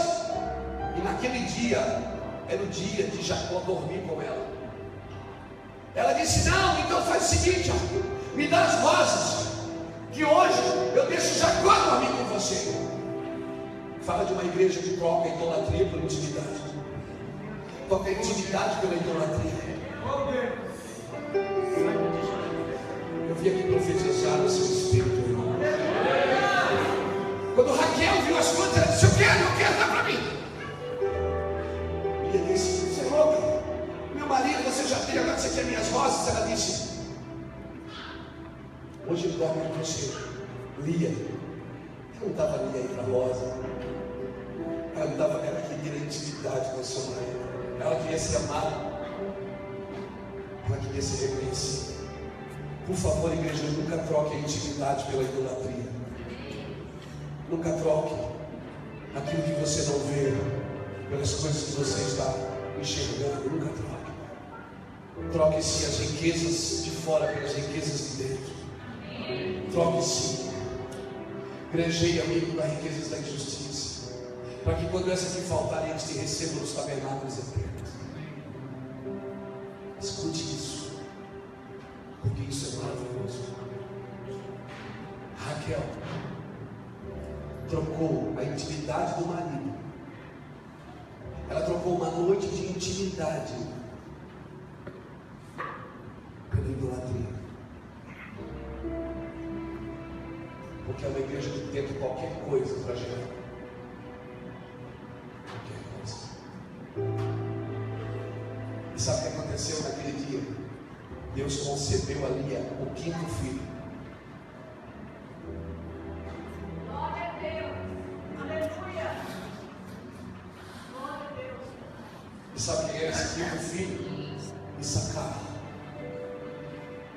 Agora, entenda quem é Issacar. Abra comigo a sua Bíblia. Em 1 Crônicas, capítulo 12, quando Davi junta as tribos.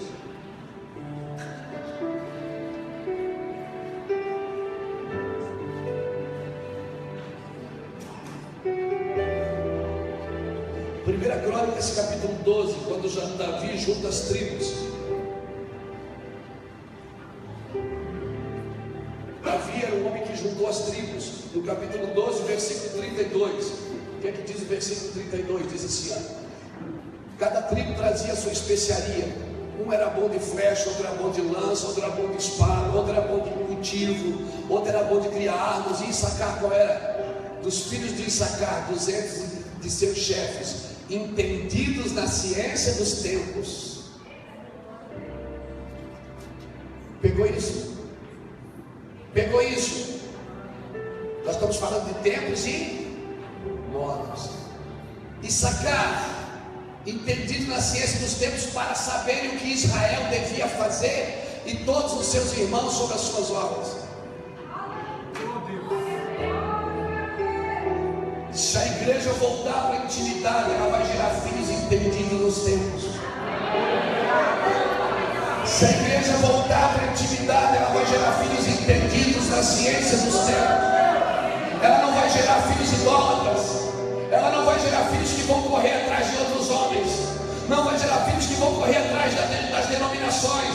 Não vão correr atrás das fumaças. Não, vai ser filhos entendidos no tempo, para saber o que a nação precisa fazer. Por isso a igreja precisa voltar desesperadamente para a intimidade com Deus.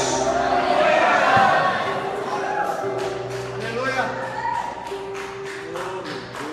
Se nós voltarmos para a intimidade, nossos filhos, além de ser legítimos, vão ser filhos. É muita cuca no lance. Você está entendendo isso? Não tem nada na Bíblia por acaso, irmãos. Naquele dia ela gerou um 5º filho, fechando o ciclo dos 5 ministérios. O Issacar, filhos entendidos na ciência dos tempos, filhos que sabem o que Israel precisa fazer. Sabe o que acontece? É por isso que você está vendo essa juventude toda na igreja, com Bíblia na mão, caderno na mão, anotando o que você está falando. Ontem uma criança de 6 anos estava do meu lado ali enquanto eu estava comendo, depois vendo no celular nos e-mails. Uma criança de 6 anos sentou comigo e começou a falar do plano da salvação. E olhou para mim: pastor, o senhor já aceitou Jesus? Eu digo: não, estou na cara. O senhor já confessou Jesus Cristo como seu Salvador? Eu estou falando de uma criança de 6 anos. Eu tenho um filho de 10. Esses dias eu tive que instruir ele sobre ateísmo. Porque na escola, alguns amiguinhos, não da escola, porque ele estuda numa escola muito boa e uma escola cristã, mas muitos amiguinhos, muitas pessoas tinham um menino de 17, 19 anos que estava comendo sério com meu filho. Um dia meu filho chegou em casa, o pai me perguntou: mãe, Deus existe mesmo? Eu digo: bom, pai, quem te falou isso, Samuel? Não, quem falou foi eu. Não, pai, quem falou para você? Eu sei que isso não veio no teu coração. Tem um menino lá que me fala que Deus não existe. Eu começo a cantar, ele diz que para de cantar para esse Deus que não existe. Eu peguei aquele filme Deus Já Está Morto e fiz ele assistir 3 vezes. Aquele pedaço que o professor discute com o aluno ali, eu fiz ele assistir umas 20. Eu digo: está vendo isso aqui? É essa arma que você vai usar. Como eu sei como o Mateus pensa, eu disse: ele vai falar isso, você diz isso. Ele vai falar isso, você fala isso. Eu fui instruindo ele. 3 dias, 4 dias depois ele chegou na escola jogando a mochila.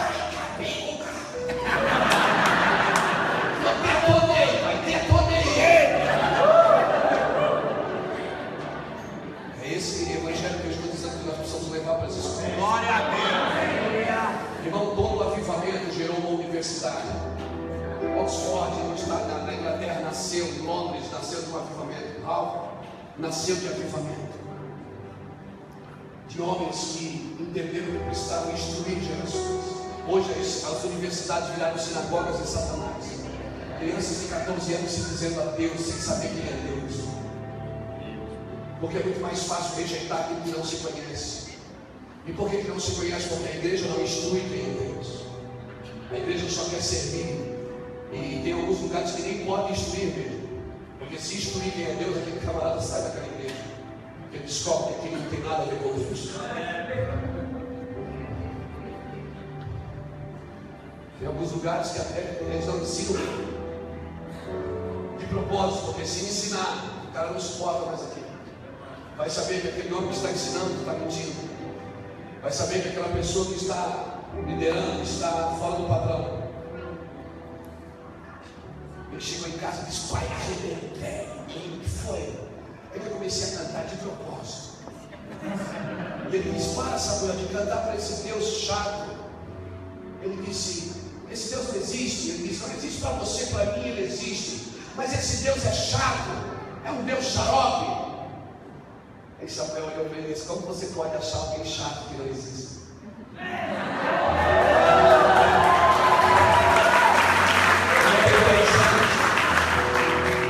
Instrua teus filhos no caminho que deve andar. Você nunca precisou tanto entrar na mente do seu filho com as escrituras como nesses dias. Leva seus filhos para a reunião de oração, põe eles de direito do seu lado. Ensine Bíblia para ele. Ensine, dê livros para ele ler. Não dê celulares, irmãos. Dê livros. Instrua seu filho. Depois não reclame. Há 20 anos atrás, um homem pisou aqui na nossa nação. Josué Nion falou para nós sobre os desenhos. Falou para nós estamos risados, brincamos. 20 anos depois, nós estamos sofrendo para tirar os nossos filhos da tela. Irmãos, os profetas, eles andam na frente, eles vêm auxiliar a igreja. Por favor, ouçam os profetas. Mesmo que você rejeite o que eles estão falando, mesmo que o que eles estão falando não está de acordo com o que você está vivendo, mas nós queremos filhos entendidos na ciência do tempo. Nós temos que voltar para uma igreja de intimidade. Aleluia, aleluia, louvado seja Deus. Tem uma coisa dentro da minha esposa que não tem dentro de outra mulher nenhuma: a minha metade.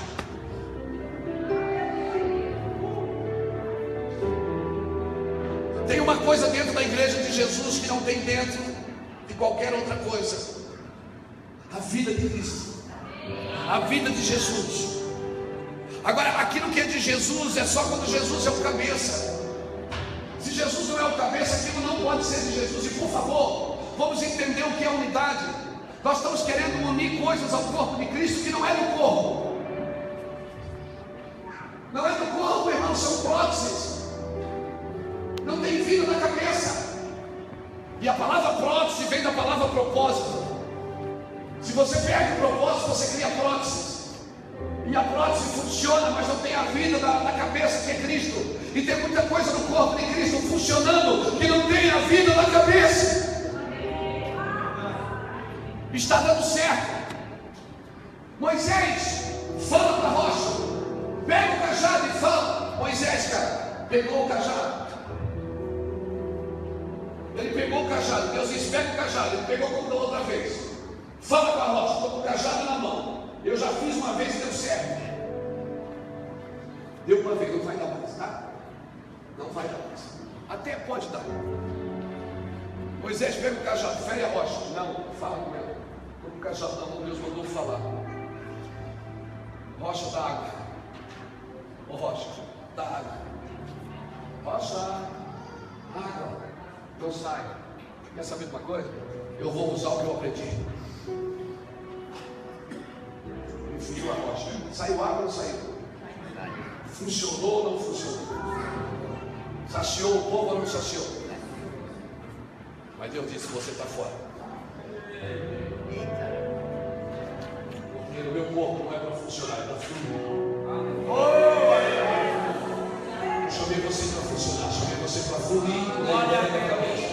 Chamei você para fluir a partir da intimidade. Chamei você para gerar coisas legítimas no meu corpo.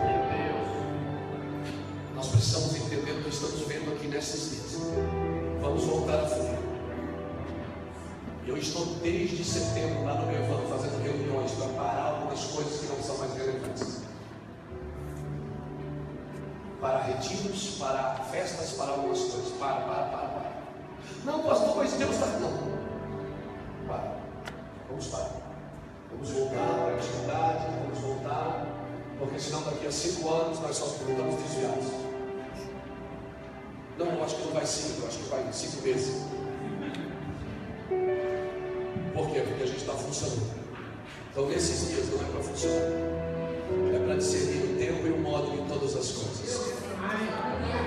Discernir o tempo e o modo. Se eu não entender o tempo, não adianta eu entender. Eles chegaram para Jesus e disseram assim: com que autoridade você faz isso? Quem te deu essa autoridade?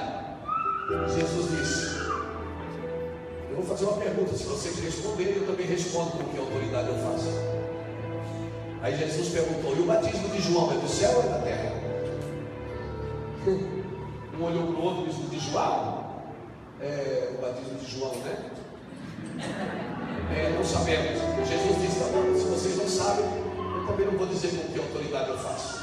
Jesus estava dizendo o seguinte: se vocês não estão entendendo o tempo das coisas, não adianta vocês entenderem a forma que elas estão se movendo. Vocês não vão entender. Você precisa entender, olha aqui para mim. Não. Jesus começou a fazer milagres exatamente onde João Batista começou a pregar, a batizar no Jordão. João Batista começou a batizar no Jordão exatamente onde Elias foi arrebatado. Elias foi arrebatado exatamente onde os sacerdotes, lembra da mensagem de ontem? Pisaram o Jordão e o Jordão abriu. Foi portais que foram ficando abertos. E Deus sempre leva a gente de volta a um portal que ficou aberto. Tem um portal aberto nessa nação, irmãos. O problema é que cada um pega um pedacinho da porta e vai construir o seu império. Esses dias nós precisamos ser coletivos. Nós precisamos voltar ao lugar dos portais abertos. Amém. Aleluia. Por isso que eu não saio de Itajaí. Por isso que eu não deixo eu sair.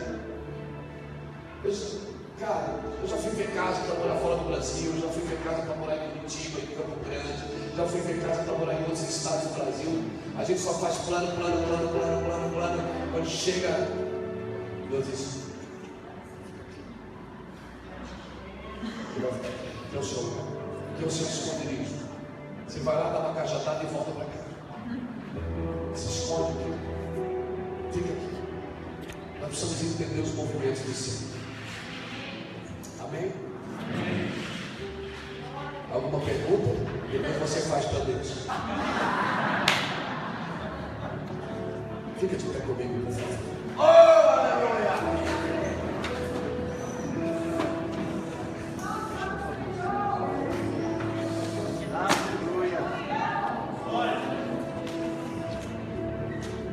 Sabe o que me assusta? É que Raquel morreu a caminho de Belém. Faltavam uns 12, 13 quilômetros para chegar em Belém. Ela morreu. Ela chegou no lugar. Ela morreu girando. E o pior, ela ainda quis amaldiçoar o que ela estava gerando. Ela disse a Benoni, o pai que pulou na frente disse: não, beija meu filho da mão direita, o filho da minha testa. Beija.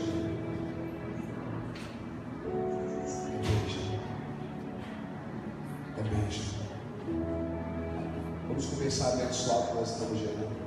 Aleluia. Uma coisa é certa, irmãos, no Brasil: a casa de Saul está caindo. Aleluia. E a casa de Davi está sendo levantada. Agora, por favor, quando Deus levanta a casa de Davi, não é para pisar na casa de Saul. Quando Deus levanta Davi, Deus diz assim: Davi diz assim: tem alguém da casa de Saul para que eu possa usar de vontade. Quando Deus levanta você para servir a casa de Saul. A igreja não é nossa. Nós somos servos, não servos. Nós somos cooperadores. Estamos dispensando os mistérios. Com prazer. Maria fechou o seu olhar.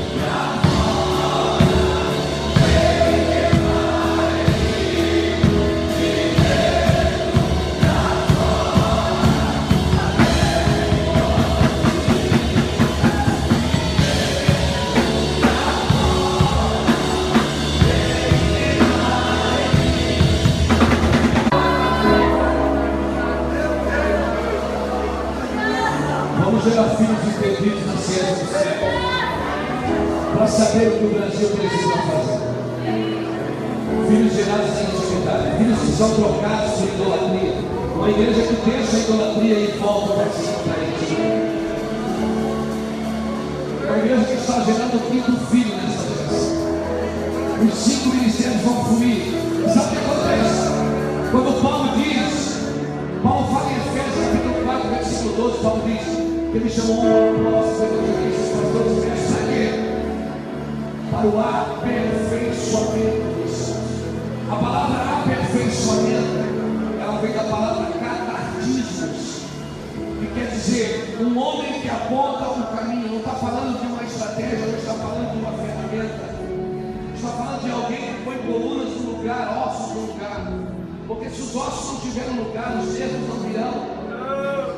Se os ossos não tiverem no lugar, os nervos não virão. Não virá carne, não virá a pele, muito menos o espírito.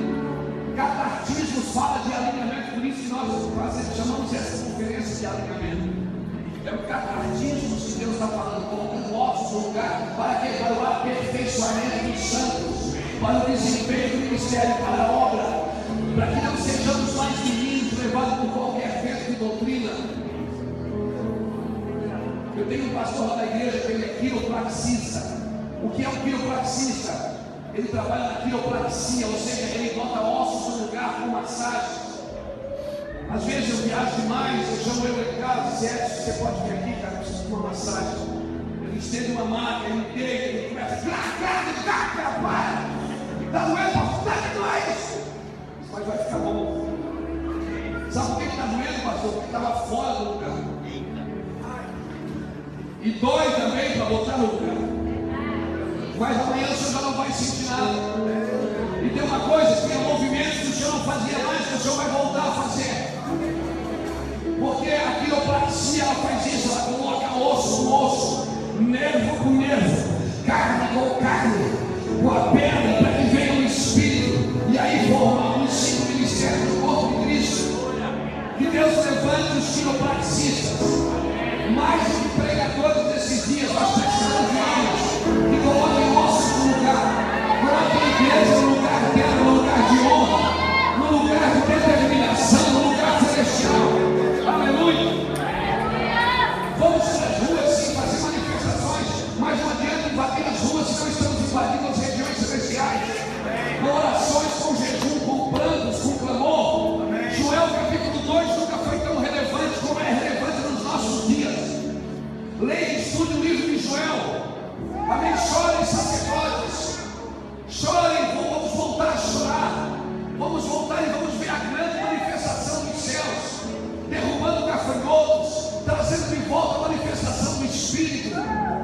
Nós não vamos mais precisar de campanhas de prosperidade na igreja para sermos próximos, para entendermos o propósito do dinheiro.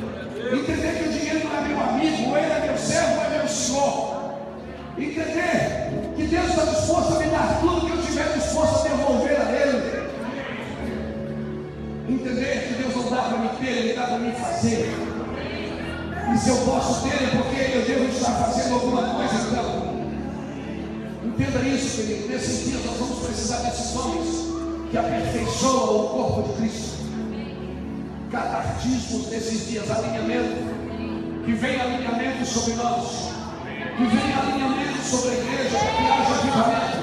Não vai haver um espírito sem ossos, nervos, carnes e pele no lugar delas. Por isso Deus vai começar a mexer em alguns de nós, se preparem. Alguns de nós estamos frustrados na igreja porque estamos fora do padrão. Estamos fora do ministério que Deus nos confiou. Vamos voltar. Amém, irmãos? Por muito tempo eu andei com uma barreira na mão aqui nessa nação. 10 anos, 12 anos atrás, eu andei com uma barreira para mim. Eu saí por aí derrubando quadro, derrubando coluna, pá. No final do ano passado, o Senhor disse: eu estou voltando essa família. Eu estou tirando a barreira e estou colocando um grupo. Você agora não vai mais derrubar nada, você agora vai edificar. Você vai trazer fundamentos. E por isso a tentação aumentou, por isso a perseguição aumentou. Porque enquanto Deus não faz isso com você, você está no nível. Quero encerrar. Dá 2 minutos. O diabo não sabia quem era Jesus. Porque o público de Jesus era filho dele até os 30 anos. Só quem sabia que Jesus era filho dele era Marta, era Maria, era José, era Isabel, era Zacarias, era João Batista, era Simão que apresentou ele no templo, era Ana que estava no templo. Deus nunca falou para ninguém que era Jesus. Assim como o faraó também mandou matar todas as crianças do Egito, porque ele não sabia qual era Moisés. E Deus tem um senso de humor maravilhoso. Ele pega a criança que o faraó quer matar e esconde na casa de fora. Quando chega em Jesus, o diabo faz a mesma coisa. Ele pega Herodes e desmata as crianças, porque o diabo não sabe qual que era Jesus. E como o diabo não muda a estratégia, Deus também não muda. Deus diz para José: pega o menino e vai para o Egito. Deus honra dos seus inimigos. Salmo 2 diz isso. A Bíblia diz que ele ri dos seus inimigos. Sabe por que você deveria andar na frente do diabo? Porque o diabo não tem revelação, você tem revelação. O diabo vai andar atrás de você, não na frente. Você está tentando expulsar o demônio de coisas que ainda não aconteceram, quando você deveria, o diabo deveria estar tribulado por você. E não você é tribulado por ele. O diabo deveria, quando você acorda, ficar, ele acordou. Esse menino não pode abrir a boca, não pode falar, ele não pode olhar, porque quando ele fala e olha, as coisas acontecem. Deus não havia tornado público quem Jesus era até os 30 anos. Mas os 30 anos, quando Jesus entrou no Jordão, no portal que estava aberto, mesmo os sacerdotes. Pegou isso? Nós precisamos entender essas coisas.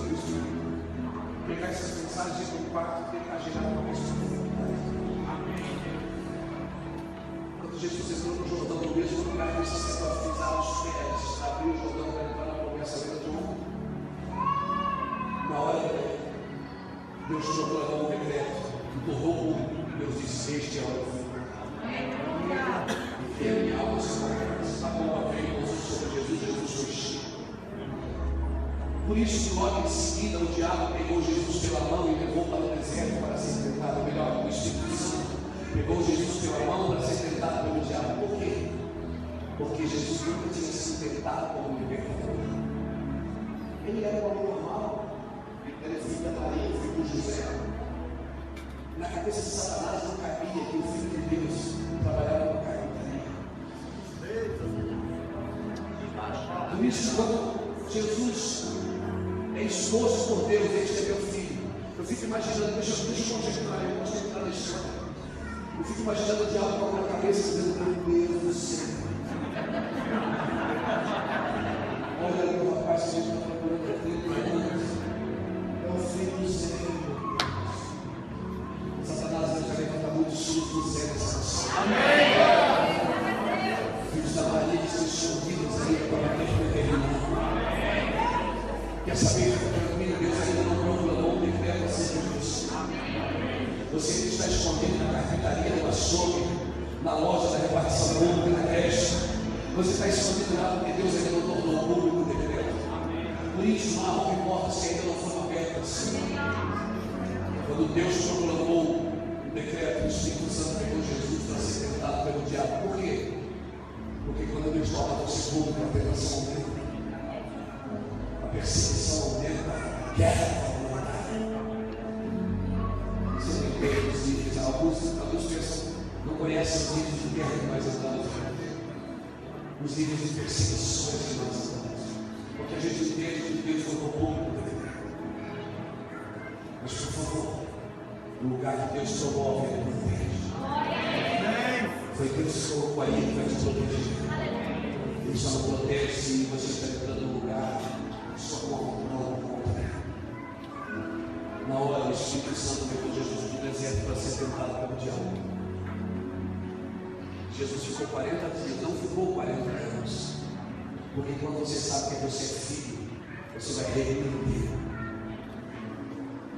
Te prepara para os próximos dias, alguns ministérios que estão aqui nos segundos. Deus vai tornar algumas pessoas públicas. As pessoas vão saber quem você é, os demônios vão saber quem você é.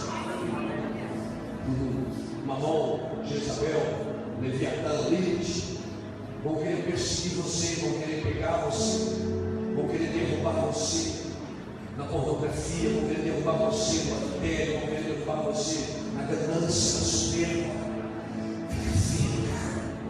Fica firme, irmão, fica firme, irmão.